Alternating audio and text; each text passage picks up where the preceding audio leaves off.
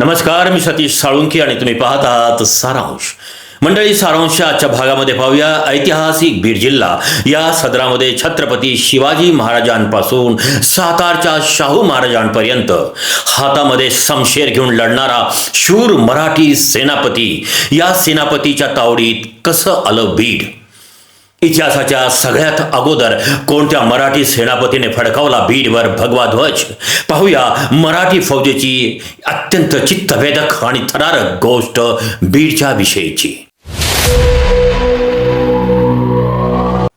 मंडळी, तुम्हाला आश्चर्य वाटेल, द ग्रेट मराठा महादजी सिंधिया यांच्या ग्वालियरच्या संस्थानाच्या निर्मितीचा संबंध आहे तो बीडशी. त्याचं कारण म्हणजे इतिहासकारांच्या मते महादजी शिंदे यांचे पूर्वज सातार मराठा फौजेचे प्रमुख सरदार नेमाजी शिंदे यांनी केले होते बीडवर राज्य. इतकंच नव्हे, इसवी सन 1709च्या नंतर काही काळ या धाडसी मराठा सेनापतीचा निवासही होता आपल्या बीडमध्ये. पाहूया ही चित्तवेधक गोष्ट नेमाजी शिंदे यांची. मंडळी, औरंगजेब मृत्यूशय्येवर पडलेला होता, पण तरीही त्याचा निर्धार केला होता की शेवटच्या श्वासापर्यंत मराठी सैन्याशी लढण्याचा. त्याने जुल्फिकार खानाला आदेश दिला मराठा सरदार हनुमंतराव निंबाळकर, धनाजीराव जाधव आणि बहिर्जी घोरपडे यांना ठार मारण्याचा.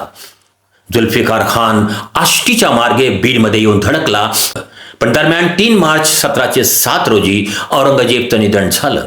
मंडळी, औरंगजेबच्या निधनानंतर त्याचा मोठा मुलगा मोअज्जम बहादूरशाह कामबख्श आणि ज्याने संभाजीनगरला आपली आई दिलराज बानोसाठी बीबी का मकबरा बांधला होता, तो आझमशाह यांच्यात सत्तेसाठी प्रचंड संघर्ष सुरू झाला.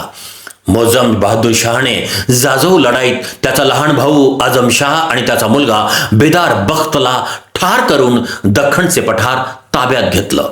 पण त्याचा दुसरा भाऊ, जो हैदराबाद आणि विजापूरचा सुभेदार होता, कामबख्श याने मोअज्जम बहादूरशाहला विरोध केला. कामबख्श हा शक्तिशाली होता, त्याच्याशी सामना करणं मोअज्जम बहादूरशाहला शक्य नव्हतं. आणि इथे एंट्री होते ते शूर मराठ्यांच्या लढाईचे रणनीतिकार, धाडसी सेनापती नेमाजी शिंदे यांची. छत्रपती संभाजीराजे यांचे पुत्र शाहू महाराज हे मोगलांच्या कैदेमध्ये होते. औरंगजेबच्या मृत्यूनंतर मोअज्जम बहादूरशाहने मराठ्यांशी जुळवून घेण्याचं धोरण ठेवलं. त्याने शाहू महाराजांची सन्मानपूर्वक सुटका केली. त्यामुळं मराठ्यांशी जुळवून घेण्याची संधी त्याला आपोआपच मिळाली. त्याशिवाय त्याच्याजवळ दुसरा पर्याय देखील नव्हता. मोअज्जमने जेव्हा कामबख्शच्या विरुद्ध, आपल्या भावाच्या विरुद्ध लढाईसाठी नेमाजी शिंदे यांना विनंती केली, तेव्हा छत्रपती शिवाजी महाराजांपासून ते छत्रपती संभाजी महाराजांपर्यंत मराठी फौजेच्या यशासाठी ज्यांची तलवार तळपलेली होती ते होते नेमाजी शिंदे. महाराणी ताराबाईंच्याही काळात नर्मदा नदी ओलांडून माळवा प्रांतात मराठ्यांचा भगवा ध्वज फडकवणारे ते पहिले मराठा सेनापती होते नेमाजी शिंदे. त्यांच्या तलवारीने अनेकदा मोगलांनाही पाणी पाजलं होतं.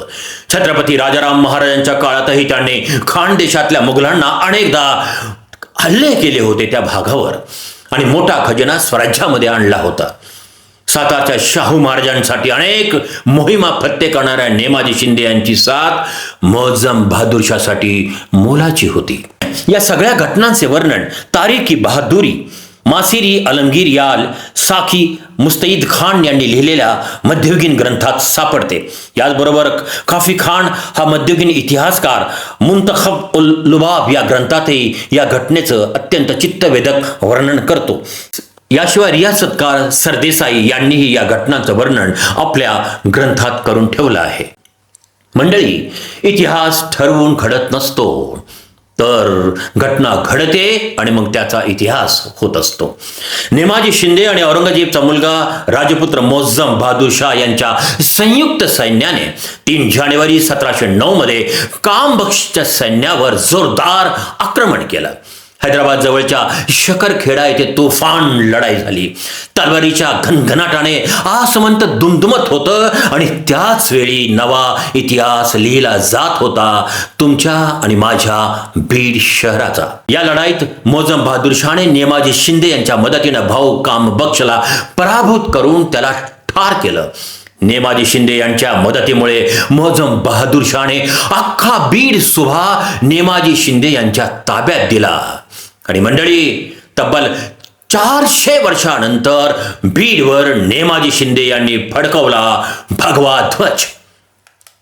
मोजम बहादूर शाहने सेनापती नेमाजी शिंदे यांना 7,000ची मनसब दिली आणि 5,000 घोडदळ बहाल केलं. आणि इतकंच नाही तर त्याने बीडमधील अलिशान महालांमध्ये राहणाऱ्या मनसबदारांना बाहेर काढून ते सगळे महाल नेमाजी शिंदे यांच्या परिवाराला भेट दिले. या घटनेचे तात्कालीन जो इतिहासकार आहे खाफी खान यांनी नमूद केलंय की मोजम बहादूर शाहची ही कृती अत्यंत दुःखद होती. सातारच्या मराठा फौजेचे सेनापती नेमाजी शिंदे यांचा अनेक वर्ष बीडमध्ये निवास होता. पण नेमाजी शिंदे सातार सोडून बीडला का आले हा आहे मुख्य प्रश्न. मंडळी, याविषयी इतिहासकार सांगतात की सातारच्या गादीचा शाहू महाराज आणि महाराणी ताराराणी यांच्यात संघर्ष सुरू झाला होता. त्यामुळे अनेक सरदार हे विखुरलेले होते. मंडळी, औरंगजेब पुत्र मोहज्जम बहादूर शाह आणि कामबक्ष यांच्यातल्या संघर्षाचा परिणाम म्हणून बीडवर फडकला होता भगवा ध्वज. 1318 मध्ये अल्लाउद्दीन खिलजीने देवगिरीच्या यादवांची मराठा राजवट संपवून इस्लाम राजवटीचा पाया घातला होता. पुढे तब्बल 600 वर्ष बीड होते इस्लाम राजांच्या ताब्यामध्ये. यावर नंतर मी एक स्वतंत्र व्हिडिओ करणारच आहे. मंडळी, अचानक 1709 मध्ये इतिहासाच्या पानाने कूस बदलली आणि 400 वर्षानंतर मराठ्यांचा भगवा बीडवर फडकला. तो थाडशी शूर सेनापती नेमाजी शिंदे यांच्यामुळेच. हा अपवाद वगळला तर हैदराबाद स्वातंत्र्य संग्राम अर्थातच 17 सप्टेंबर 1948 पर्यंत इस्लाम धर्मीय राजांचीच इथे होती राजवट. मंडळी, नमस्कार. मी सतीश साळुंखे आणि तुम्ही पाहत होता सारांश. या सारांशमध्ये तुम्ही पाहत होता ऐतिहासिक बीड जिल्ह्याचा अज्ञात इतिहास. जर हा व्हिडिओ तुम्हाला आवडला असेल तर त्याला शेअर करा आणि आपला उज्ज्वल इतिहास सर्व दूर जाऊ द्या आणि कळू द्या जगाला वर्तमानातल्या आमच्या काही घटना जरी वाईट असल्या तरी आमचा इतिहास वैभवशाली आणि दैदिप्यमान आहे. मंडळी, जर तुम्ही हा व्हिडिओ फेसबुकवर पाहत असाल तर या पेजला फॉलो करा. जर तुम्ही हा व्हिडिओ यूट्यूबवर पाहत असाल तर या चॅनलला सबस्क्राईब करा. आणि अशाच एका महत्त्वाच्या व्हिडिओसह पुन्हा आपण भेटूया. तोपर्यंत नमस्कार, राम राम, अस्सलाम वालेकुम, जय भीम आणि पाहत रहा सारांश.